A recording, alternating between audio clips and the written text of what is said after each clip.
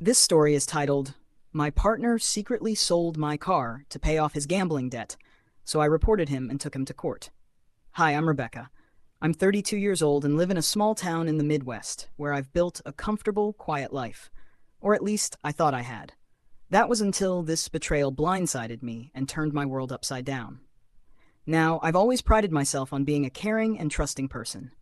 When I'm in a relationship, I'm all in. I'm the type to go the extra mile for my partner, to make sure they feel supported and loved. But sometimes, being that way can make you blind to red flags, especially when you want so badly to believe in someone. My partner, Chris, and I had been together for 3 years. When we first met, he swept me off my feet. He was charming, attentive, and always had this playful confidence about him that made me feel like I was the luckiest woman alive. For a long time, I thought he was the one. But over time, cracks started to show. At first, they were small things, forgetting to pay his share of the bills on time or borrowing money here and there. He always had an excuse, of course. Work's been slow, or I'm waiting for a check to clear. I wanted to believe him, and I did. Everyone goes through tough times, right? What I didn't realize then was that these weren't tough times. They were patterns. And those patterns were tied to something much darker than I ever could have imagined. The first big clue came when Chris started disappearing for hours at a time. He'd say he was running errands or meeting up with a friend, but he'd come back home acting strange, nervous, distracted, and sometimes outright irritable. When I asked what was going on, he'd brush it off or turn it around on me, saying I was being too nosy or paranoid. One night, I finally got the truth out of him, or at least part of it. He admitted that he had a gambling problem. He said he'd been going to a local casino to blow off steam and that things had gotten out of hand. He swore up and down that he was done with it, that he'd never go back. I wanted to believe him. I really did. But there was a nagging feeling in my gut that something still wasn't right. That feeling only grew stronger a few weeks later when I noticed something strange with my car. It was a red Honda Civic. Nothing fancy, but it was reliable and had sentimental value. My dad had given it to me as a graduation gift, and I'd taken good care of it over the years. One morning, I walked outside to head to work, and my car wasn't in the driveway. At first, I thought maybe Chris had borrowed it without asking. He'd done that a couple of times before, and while it annoyed me, I usually let it slide. But when I called him to ask where my car was, he sounded off. "Oh, yeah," he stammered. "I had to take it to the shop. There was something wrong with the brakes." "The brakes," I said, confused. "Chris, the car was fine yesterday. Why didn't you tell me?" "I didn't want to worry you," he replied quickly. "I'll pick it up later today." Something about his tone set off alarm bells in my head, but I decided to let it go, for the moment. Hours turned into days, and still no car. Every time I asked, Chris had another excuse. The mechanics backed up, or they're waiting on a part. His stories weren't adding up, and I knew it was time to get to the bottom of things. That's when I called the mechanic myself. I gave him my name and the make and model of my car, but after a few seconds of silence, he said, "Ma'am, we don't have your car here. Are you sure you brought it to us?" I felt the blood drain from my face. My heart was pounding as I hung up the phone. Something was very, very wrong. I confronted Chris that evening, demanding to know where my car was. At first, he tried to keep up the lie, but when I told him I'd called the mechanic, his face went pale. That's when the truth came out, and it was worse than I ever imagined. Chris had sold my car. "I didn't have a choice," he said, his voice defensive and desperate. "I owed some guys money, and they were threatening me. I had to pay them off somehow." "You what?" I shouted, barely able to process what I was hearing. "That's my car, Chris. You had no right to do that." "I was going to buy it back," he said quickly. "I just needed to take care of this first. I swear I was going to fix it." But his words meant nothing to me. He'd crossed a line, one I couldn't ignore or forgive. My car wasn't just a possession. It was a part of my life, my independence, my memories. And he'd taken that away from me without a second thought. "You've been lying to me for months," I said, my voice shaking with anger. "You've been gambling, stealing, and now this? Do you even realize what you've done?" Chris tried to apologize, but it was too late. I didn't want to hear it. I told him to pack his things and leave. But as much as I wanted to move on, I couldn't let this go. Chris had committed a crime, plain and simple. He had stolen my car and sold it without my permission, and I wasn't about to let him get away with it. So I did what I had to do. The first thing I did was file a police report. Sitting in that tiny station, explaining to the officer how my partner had betrayed me was one of the hardest things I'd ever done. I felt a mix of emotions: anger, humiliation, sadness. This was someone I had trusted with my heart, someone I had shared my life with, and now I was treating him like a criminal. But that's exactly what he had become. The officer I spoke with was sympathetic but firm. He explained that selling a car without the owner's consent was considered theft, plain and simple. When I gave them Chris's information, they assured me they'd investigate and follow up with the dealership or private buyer where my car had likely ended up. After filing the report, I decided to take things a step further. I contacted a lawyer. I wanted to know my options, not just legally, but financially. The lawyer explained that I could sue Chris for the value of the car, as well as any damages resulting from his actions. It wouldn't be an easy process, but it was possible. While the wheels of justice began to turn, I had to face the fallout in my own life. Without my car, getting to work became a nightmare. I had to rely on coworkers for rides or take expensive Ubers. It was a constant reminder of what I'd lost, and every time I thought about Chris, my frustration grew. But the hardest part was dealing with the whispers and stares from people who knew us.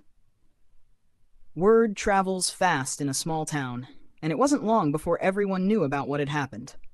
Some people were supportive, telling me I'd done the right thing. Others were less kind, implying that I should have seen the signs or that it was my fault for staying with him as long as I did. As painful as it was, I refused to let their judgment affect me. I knew the truth, and I knew I was doing what needed to be done, not just for myself, but for anyone else Chris might try to manipulate in the future. Weeks turned into months, and finally, there was progress. The police tracked down the buyer of my car, who had unknowingly purchased it from Chris under false pretenses. They had no idea the car was stolen, and they were understandably upset when they found out. Thankfully, the car was still in good condition, and I was able to retrieve it. Getting my car back felt like a small victory, but it didn't erase the betrayal or the financial strain Chris had caused. He had pocketed the money from the sale, and I knew I wouldn't see a dime of it unless I followed through with legal action. So I did. The court process was grueling. Chris tried to defend himself, claiming he had no choice and that he was under pressure from the people he owed money to. He even had the audacity to suggest that I should have helped him out, since we were in a relationship. But his excuses didn't hold up. I had the police report, the buyer's testimony, and even text messages from Chris that proved he had sold the car without my consent. The judge saw right through him, and in the end, Chris was ordered to pay restitution. It wasn't a perfect outcome. I knew it would take years to actually see the money, if I ever did. Chris didn't exactly have a steady income, and his gambling problem wasn't something that would magically disappear. But it wasn't about the money. It was about accountability. Walking out of that courtroom, I felt a weight lift off my shoulders. For the first time in months, I felt like I could finally move on. Chris, on the other hand, wasn't so lucky. His reputation in our town was ruined, and he became something of a pariah. People who had once admired his charm and confidence now saw him for what he really was: a liar and a manipulator. In the months that followed, I focused on rebuilding my life. I took a hard look at myself and the patterns that had led me to stay with someone like Chris for so long. I started therapy, not just to process what had happened, but to learn how to recognize red flags and set better boundaries in the future. I also leaned on my friends and family who had been my rock throughout this ordeal. They reminded me that it was okay to trust people, but that trust had to be earned, not given blindly. Looking back, I'm grateful for the lessons this experience taught me, even if it came at a high cost. I've learned to listen to my instincts, to stand up for myself, and to never let someone else's problems become my burden. To anyone listening who's ever been betrayed by someone they loved, know that it's not your fault. You deserve to be treated with respect and honesty. And if someone can't give you that, they don't deserve a place in your life. Chris's betrayal had shaken me to my core, but I refused to let it define me. After the court ruling, I tried to distance myself from the drama and focus on getting my life back on track. Yet, even as I moved forward, the anger and hurt lingered in the background, like a stubborn shadow. Not long after the trial, I learned through mutual acquaintances that Chris's life was falling apart. Apparently, he'd burned through his gambling money again, and was now bouncing from couch to couch, relying on the pity of friends who didn't yet know the full extent of his lies. Part of me wanted to feel sorry for him. I wanted to believe he could change, that he could become the person I thought he was when we first started dating.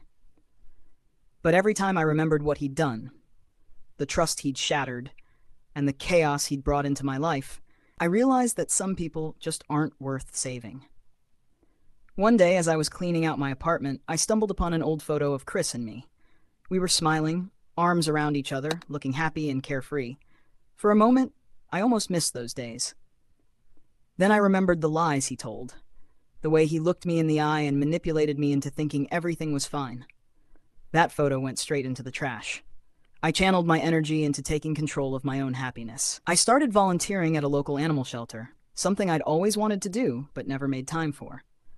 The joy of helping those animals, the unconditional love they gave in return, it was healing in a way I hadn't expected. I also threw myself into my work. With my car back and the legal battles behind me, I felt a renewed sense of purpose. I set new goals, worked harder, and even got a promotion. It was a reminder that I was capable of great things when I wasn't weighed down by someone else's baggage. But the most significant change was in how I approached relationships. I stopped seeing trust as something to be handed out freely, and instead treated it as something to be earned. I started paying attention to actions rather than words, and I became more protective of my time, energy, and heart. It wasn't easy to open up again. There were moments when I worried I'd never be able to trust anyone, but slowly, with time and effort, I began to heal. Then one day I met someone new. His name was Ryan, and from the start, he was everything Chris wasn't. He was honest, dependable, and kind in a way that felt genuine. He didn't try to charm his way into my life. He simply showed up as himself, flaws and all. At first, I was hesitant. I'd been burned before, and I wasn't eager to let anyone get too close.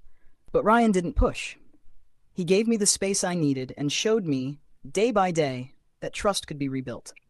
Eventually, I let him in, and for the first time in a long time, I felt truly happy.